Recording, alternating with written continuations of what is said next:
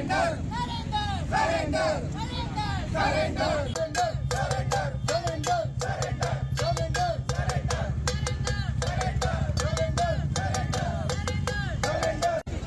चाय P low, भैया चाय पी लो।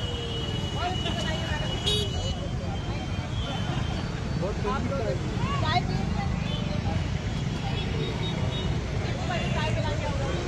में इस देश में एक नारा गूंजा कि बहुत हुई महंगाई की मार, अब की बार मोदी सरकार।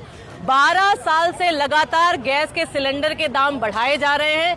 महिलाओं की कमर महंगाई के कारण तोड़ दी जा रही है। आप सबने देखा महंगाई कम होने का नाम नहीं ले रही। आज हमारे देश के पेट्रोलियम मंत्री 4 दिन पहले कहते हैं, जो एफटीन के यार हैं, कि देश में आपूर्ति पूरी है, लेकिन 2 दिन बाद ही इन्होंने सिलेंडर के दाम 60 रुपए बढ़ा दिए।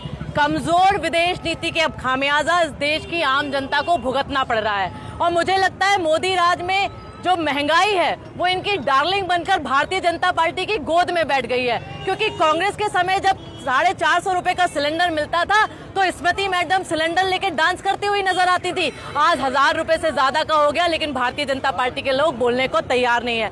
मुझे तो एक कारण नजर आता है कि देश के प्रधानमंत्री ने भारतीय जनता पार्टी के लोगों को नाले से गैस निकालने की प्रक्रिया ट्रेनिंग दे रखी है, इसलिए लगातार बढ़ते हुए सिलेंडर के दाम इनको दिखाई नहीं देते। आज पूरे देश में महिलाएं भी दुखी हैं और जिनके जेब से हम पैसे लेके सिलेंडर भरवाते हैं वो पुरुष भी दुखी हैं।